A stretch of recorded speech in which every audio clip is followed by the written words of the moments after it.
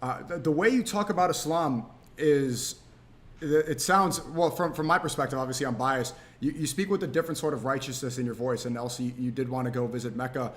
And my favorite part of this lecture was you were talking about the weaknesses and the advantages of each faith. And you mentioned in Christianity that the benefit was that it was a religion of empire, that the Romans use it as power and control, right? But the weakness was that the Trinity didn't make any sense to you. Well, to many people, even a lot of Christians, right? It makes no sense at all. No. Why does the Trinity not make any sense to you? Right. Well, because, we think through intuition, right? So, like, how do we know something is right? Well, we know something is right because it sounds right, because it connects with us, right? But the entire point of the Holy Trinity, okay, an idea that three things can be separate but connected, three things that are different from each other can be at one at that same time. It's meant to confuse you. It's meant to create cognitive dissonance. And so when you accept the idea of the Trinity, the idea is that now you open your portal to all sorts of whatever crap propaganda that they want to instill in you as well. And that's why the Holy Trinity is the very basis of the Catholic religion. Mm-hmm. And remember, the weakness you said about Islam was that it was too simple and clear, which was like, that really it struck me, because it's like, that doesn't sound like a weakness. That sounds like if I'm in a job interview, they'd be like, what are your weaknesses? And I'm like, well, I'm too direct. I'm too simple, and I work too hard, right? So why would you consider that a weakness? Well, because we talk to the Frankists. What the Frankists will say is that this is a world of Satan. And so to really rule the world, to really conquer the world, you need to embrace the demonic. You need to be multifaceted. You need to have multiple personalities. You have to, like what you are in the outside has to be different from what you are in the inside. You have to practice depravity. You have to practice manipulation, right? So if you're too simple, you're too direct, that limits your maneuverability in politics. Okay. So it's a weakness because people will take advantage of, because being Islam it's all about submission to God. So that in terms of empire, it's a weakness in this world. That's right. Okay. That's right. What do you disagree at all? I mean, basically, why would you not consider yourself a Muslim? So I have issues with the Islamic faith, okay? My major issue is that, I got a lot of hate for my lecture, okay? But I believe that organized religion, it changes over time. So maybe in the beginning, it had certain ideas, but in order to accommodate empire, in order to accommodate politics, it shifted over time to become much more conformist, but become much more static. And I don't like that. Okay, I mean, I mean, my sympathies are toward the connection with God directly, right? So rather have an intermediary telling you what God thinks, well, you should be able to feel God in your heart. Okay, and I mean, like, people have said I'm agnostic, or I'm a Luciferian. I don't know what these terms mean, okay? But I believe that we're all individuals with the divine spark in us. And so we should be all able to connect directly to God. And we should all be able to exercise our imagination, our intuition. So the disagreement is the divinity within? Because in Islam, it's like, we don't believe God is within. It's that we worship God because he's divine. Okay, so you think there's divine spark within us? That's right. That's right. Okay.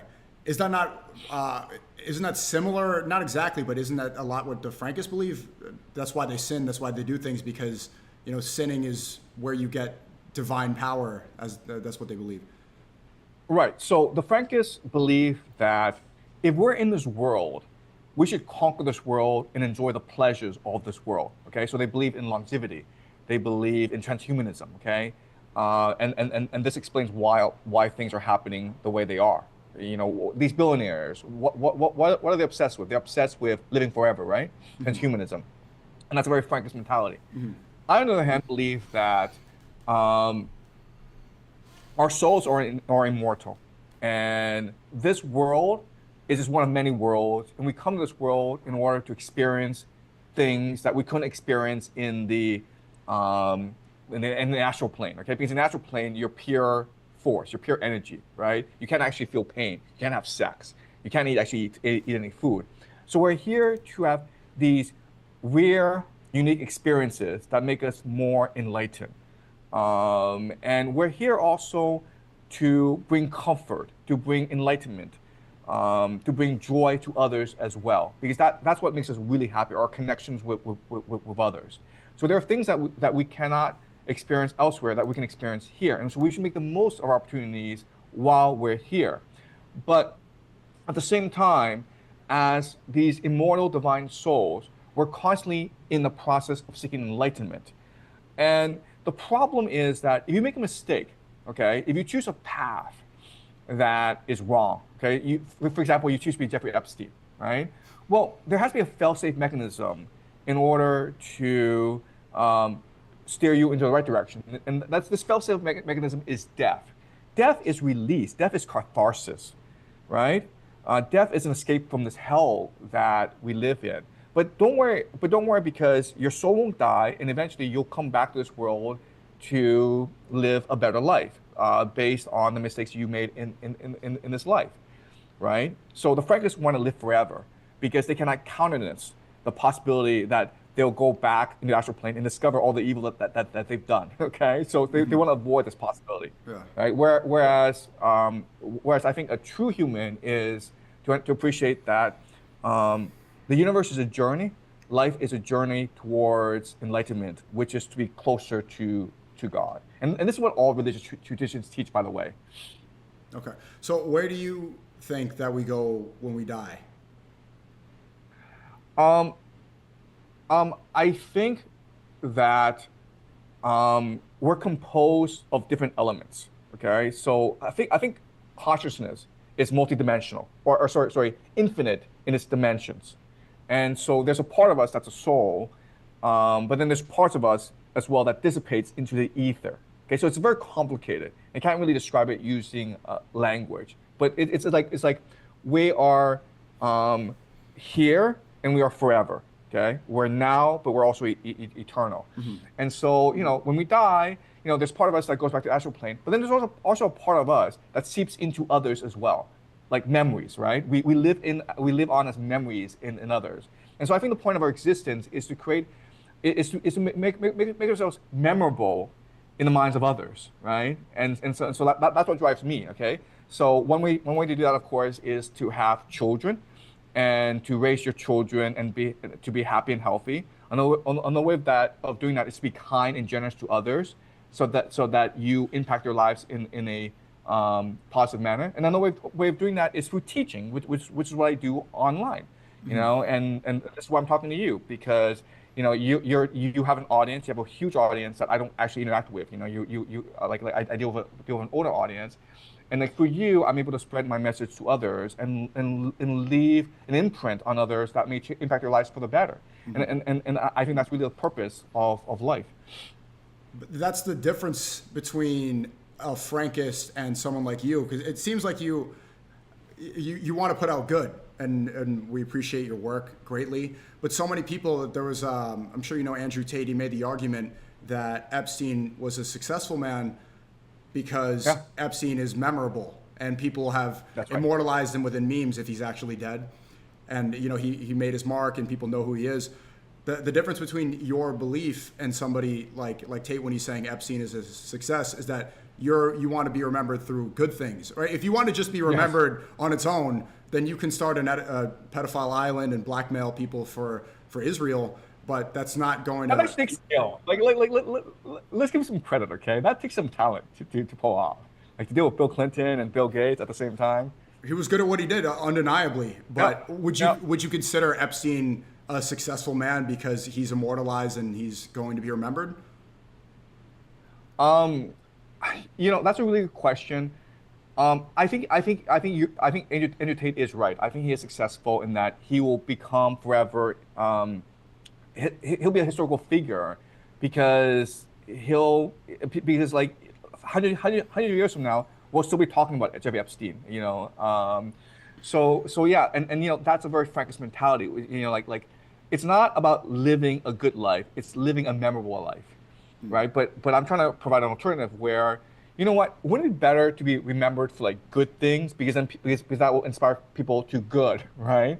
I mean, Jeffrey Epstein's going to inspire people to evil, whereas I'm going to inspire people to good. But you know, like that's a very important idea in religion, where where it's a law of symmetry or polarity, where you know if someone like Jeffrey Epstein, who's pure evil exists, then someone who's pure good will exist as well. So good must exist alongside Right. evil.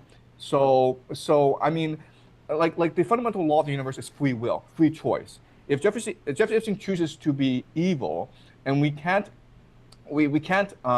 blame him for that, okay? Because it's his choice. But we can also choose to be good, and that's a challenge before us. When there are these evil role models, you have to choose to be the light of this world, and that's what makes this life so interesting, and that's what makes your choice memorable because you're able to do the thing that goes against convention, whether it's doing tremendous evil or it's doing tremendous good. It goes against convention both ways, right? So why do you choose, if you said that being remembered is a metric of success, why do you choose to do good and not evil? Because I can't sleep at night if I do evil. You know, it's that simple. I mean, like, you know, I went to Yale, and you know, at Yale they teach you to be Frankist, right? I'm like, I'm sorry, but you know, these Ivy League are all like MK Ultra indoctrination machines.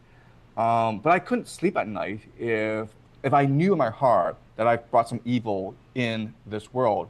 So you know, I think that our consciousness is all infinite. We're always communicating with the past, the future, with the here and the now, but also the infinite and the eternal. And it's really what you choose to focus on. And in my mind, it's focused on certain things. I'm opening myself up to consciousness, and I want to be able to sleep well at night. Okay, and then you look at Jeffrey Epstein and how he's able to do what he did. And the reason why is he can't sleep at night. So he has to engage in drugs. He has to engage in all this evil in order to move on with his life. Because once you embrace the demonic, then you are trapped, okay, by the demonic. Then you have to fully embrace the demonic, and you have to like worship it in order to basically live on. All right, so Epstein is serving demonic entities and doing good is serving God, correct? That's a metaphorical way of putting it, yes. But I think what's really important is that God is not judgmental. Okay, God has given us free will, and we can do whatever we want. And God will never punish us for our evil. God won't reward us for our good.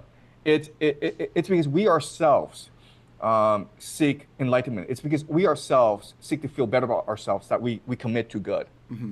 So what do you think is keeping you up at night if you do something wrong? I'm sure everybody can relate to this watching this, right? If you're rude to a friend, or say you get emotional in a class and you lash out at Amber because she's reading slow or something, what is the reason why you kept up? Like, so what is that thought keeping you awake? Empathy, right? Empathy, because like when you shout at someone and then you go away, you're able to remember what you did, but you're able to switch perspective and see how that person feels being shouted at, because you yourself were shouted at, right? And the question is like, where does empathy come from? And I think empathy just comes from wisdom. It comes from living many lives and having different perspectives. You know, so for me, I just read a lot. As a young person, I was an alienated individual. I was an immigrant in Toronto. I was bullied a lot. And so I just read a lot. When you read a lot, you develop empathy. Depends on what you read. You could read sex magic books like Epstein, or read, you know, he had a book, next to the Talmud that said, well, sure you've seen this, right? He had books about Kabbalah, sex magic, and stuff. If you read the wrong literature, I'm sure you could also be. Well, you know, well, I mean, like the public libraries don't have these books, right? So it's stuck with, you know, like literature and science fiction and fantasy. Okay. Yeah, and I really liked your lecture about Rich Dad, Poor Dad, and you said you've read a lot of books about parenting and trying to find the right styles and the right ways to raise your children. What sort of mistakes do you think people are making in raising their children? I think the biggest mistake is to believe that your child is a blank slate, because that's what I believed when I first had kids. And so what I believe that is that, if I build good habits, if I present myself as a good role model, if I steer my kids to the right activities, then my kid will be better and better. And what I didn't recognize is that every child is an independent person capable of all agency from the first day. And every child wants to be respected. Every child wants to be independent. Every child wants to pick his or her path. And that's the only way to enlightenment, okay? If the child is allowed to be himself or herself and make his own mistakes. I have 3 kids and they're all different personalities. And I wanted, I have a certain idea in my head of what I wanted my kids to be. And then the harder I try, the more frustrated I get because my kids refuse to obey me. And so over these past few years, the greatest lesson that I've taught my kids is to respect the freedom of each individual, to be non-judgmental, to appreciate my child for himself or herself. And I really think that's the greatest mistake that parents make. Kind of like the Islamic rule, like allow tolerance of other faiths and religion, let people.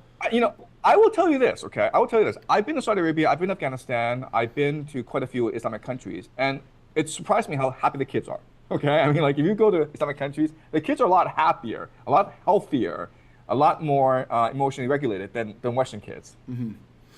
And you said that I saw your video about growing up in Toronto and getting bullied, and obviously I can relate. I mean, I probably don't look as Asian now, but I grew up super, I got some of the same things, and so did my mother. And so when you were alienated and reading these books, what was the most transformative literature that you found? When I was young, I read a lot. In the first stage, I was a huge fan of Isaac Asimov because I was really into science fiction. And I just loved the way that he looked at the world from a macro perspective. So he was not a great writer, but he had a very vivid imagination. And I really appreciated that. And so reading Isaac Asimov just really helped to expand my imagination. For the longest time, I was a huge fan of Ayn Rand, The Fountainhead and Atlas Shrugged, because I also believed in individualism. I also believed I was a persecuted genius who would one day show the world that I was right. So as a teenager, I was really into Ayn Rand. And then I got into John Steinbeck a lot because I was really into his stories. So I've been through different phases. I was also a really avid comic book fan. Okay, so I love the X-Men. When I was young, I read the X-Men all the time. They're my favorite characters because the world of the X-Men seemed much more real than like the world of Spider-Man or the Avengers, right? Because the Spider-Man, Avengers, it's pretty simple good versus evil world. Whereas X-Men, there's actually a lot of more ambiguity. Like, is Magneto a really good person or a bad person, right? Because Magneto is trying to save his people. And Magneto is being realistic about the intentions of human beings. Like if we just trust human beings, they're gonna come kill all of us, right? Mm-hmm. So I was really into X-Men comics for a long time. Yeah. What sort of information and books would you recommend people like us read? So what I recommend is to read novels, long form novels, because if you read long form novels, they build a universe, and you go into this universe, and you're really able to expand your imagination. You're really able to expand your empathy. So, the problem with young people nowadays is, people aren't encouraged to read. You go to university, and like people don't even read books anymore. People are encouraged to read like essays or excerpts, but not actual books. So it's really, really important to read books. And so certain authors that I would recommend just to get started because they're so much fun, okay? I love James Ellroy. I'm not sure if you've read James Ellroy, but LA Confidential, he's so much fun. So James Ellroy, Ellroy, okay? So I recommend him. I recommend John le Carré, who is a spy author.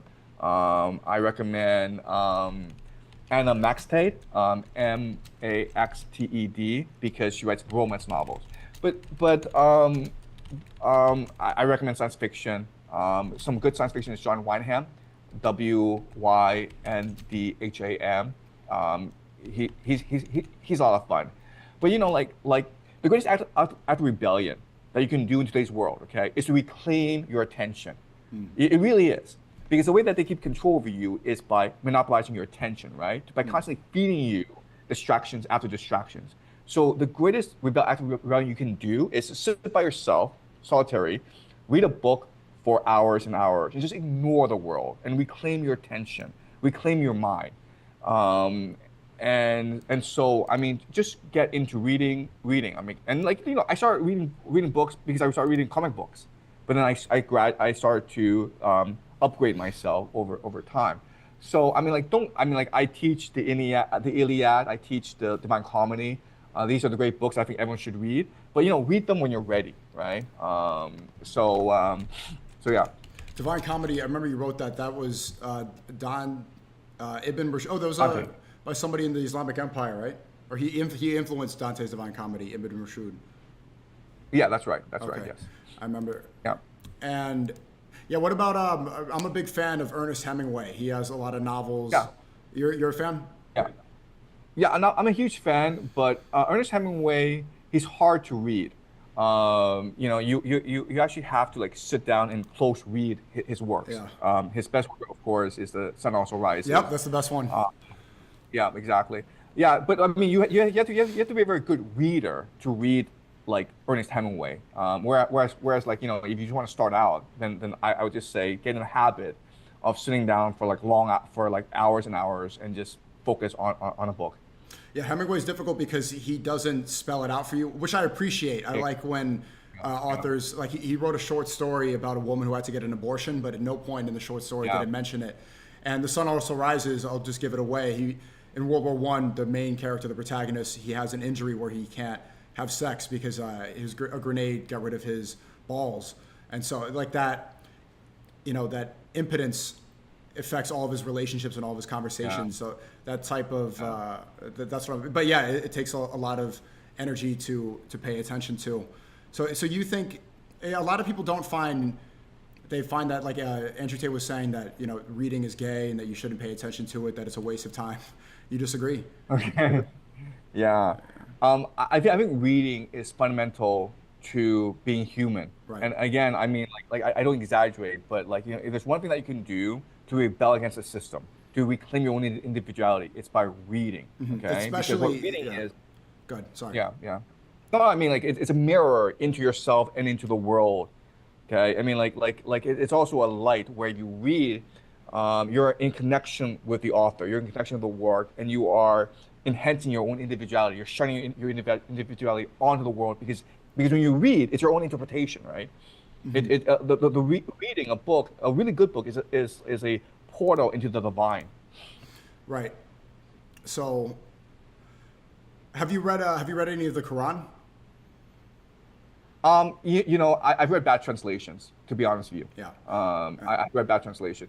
But they say the problem is you have to read the Quran in Arabic. You have to like learn Arabic first. Yeah. You don't have to, but the translated versions, to understand it completely, you have to understand original Arabic, which is difficult. And you've read the Bible as well.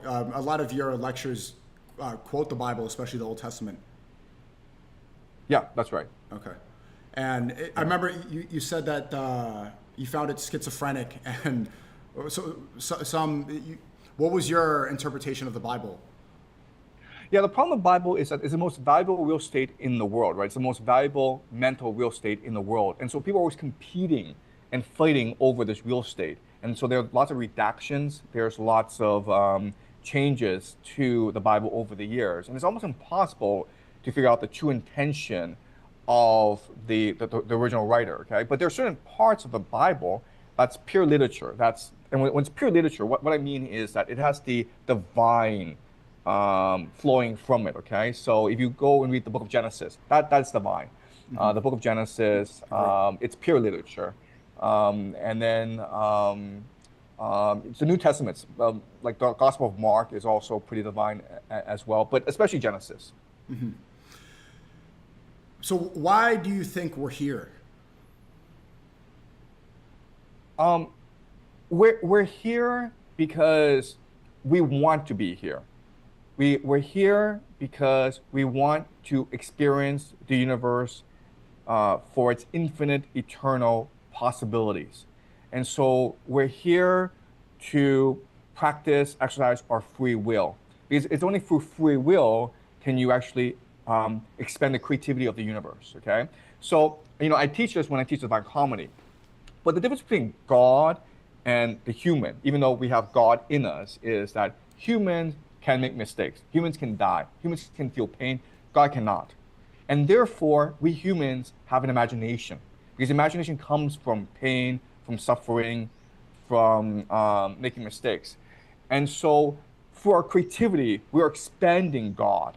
Okay, so God is eternal, but it's also infinite. So it's always expanding. And for our creativity, for the practice of our imagination, we're expanding the possibilities of God, and we're bringing joy and light and love to the universe. So we're here to imagine things. We're here to love each other. So what I teach is this: the grand secret of the universe is love is the unifying force of the universe, right? When you love someone, you're connected to God, you're connected to everyone else.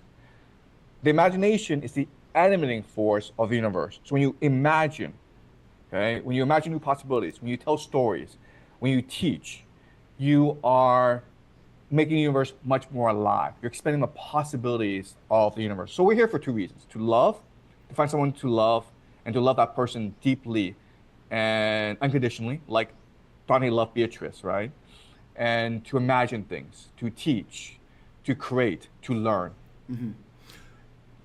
Did you find most of this analysis through your own experience, or who told you this? The divine, okay? Because when you actually read the Divine Comedy, you have absolutely no idea. I You have have to see absolutely that. no idea what's going on, okay? I mean, I spent like 6 months on that stupid thing, and I had no idea what was going on. And I went on YouTube and I looked at every single lecture I could find on Dante, and there's quite a few, okay? So it made no sense to me what they were saying, okay? And then I just had a dream. I just woke up and it said, "Oh, love," okay? And not only that, but it said, "Go to this section." And I went to the section and I read it and I think, oh my God, I'm starting to get it. Okay, it's starting to reveal itself to me. Okay, so it's the universe communicating with me so that I can understand the Divine Comedy, so that I can communicate with others as well. And like that's a great secret that these elites understand. Like in school, we're taught that, oh, you know, it's all just material and it's all just process. So if you want to write an essay, just follow this work process and you'll write a great essay. And you know what? No author, no writer in the world has ever followed this stupid process of doing research, forming a thesis, create evidence, do the structure, do the outline, edit it, blah blah, and now you have an essay. Okay, that's what they teach you in school because that's what's convenient to teach you. But if you look at every single genius, if you look at every person who's creative, it's all through imagination. It's all through inspiration. It's like this: you woke up one day and you have this compulsion to write something or draw something. Okay, and you can't help yourself. And you're completely focused on the moment because you are being possessed by a certain entity that a muse or an angel or God. Okay, so that's something the elite understand, right? Why do they practice child sacrifice? Why do they practice Yeah. cannibalism? Because they're trying to be possessed by a greater force that allows them the imagination to control the world. Yeah, Leslie Wexner, back in the 80s, they're finding an article where he said that he was possessed by a Jewish demon.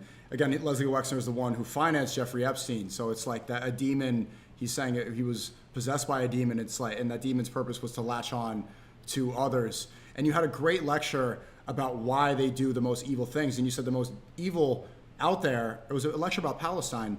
The most evil thing you could do is to sacrifice a child, which we're now seeing in the Epstein files. And it's in order to attach to a realm. And so it's like you're almost spiritually connected to all the people that have done this in history. You're now within Exactly. this realm. That's right. You're actually in a certain part of the universe that gives you inspiration and intuition. That's right. Yeah, I see. I can see the reflection that your kids are running around. So I don't want to hold you longer than. Oh, he froze. Was it the Zoom call, Professor Jang? Wow, that was weird timing. Maybe he went to another realm. Is he fake freezing on me? No, he's not. There's no way he's doing. Oh, cool.